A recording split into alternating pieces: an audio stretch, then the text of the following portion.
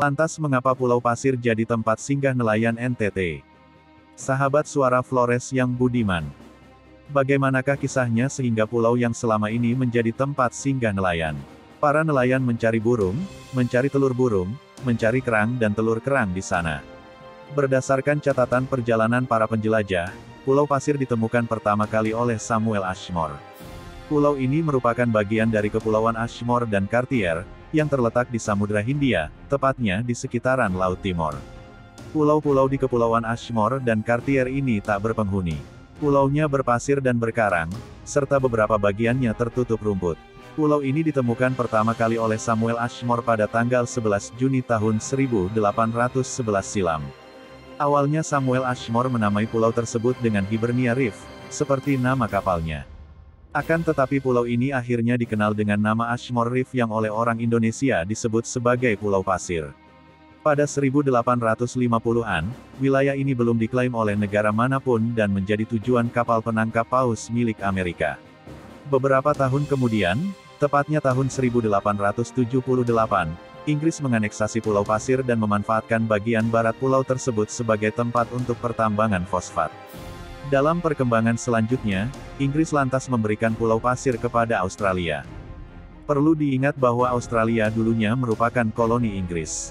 Status kepemilikan Pulau Pasir ini, pernah ditegaskan oleh Direktur Jenderal Asia Pasifik dan Afrika Kementerian Luar Negeri Republik Indonesia Abdul Qadir Jailani, melalui akun Twitter pribadinya @akjailani, Senin tanggal 24 Oktober tahun 2022.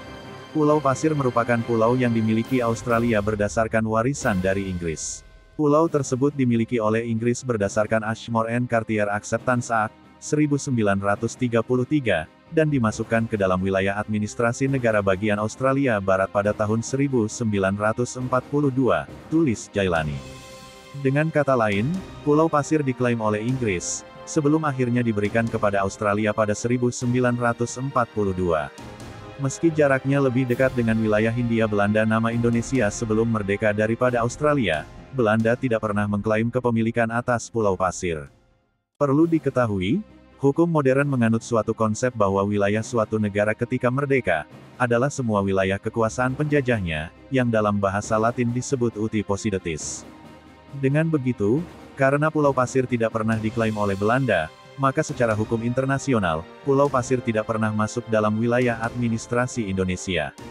Hal ini juga dijabarkan oleh Jailani di Twitter. Menurut hukum internasional, wilayah NKRI sebatas wilayah bekas Hindia Belanda. Pulau Pasir tidak pernah termasuk dalam administrasi Hindia Belanda. Dengan demikian, Pulau Pasir tidak pernah masuk dalam wilayah NKRI, tegas Jailani. Namun, jauh sebelum ditemukan oleh Samuel Ashmore, tepatnya sejak awal abad ke-18, Pulau Pasir telah menjadi tujuan para nelayan Nusa Tenggara Timur (NTT). Melansir Kompas.com, mereka datang untuk mengumpulkan burung, telur burung, kerang, teripang, penyu dan telur penyu untuk dikonsumsi serta diperdagangkan di pasar Asia.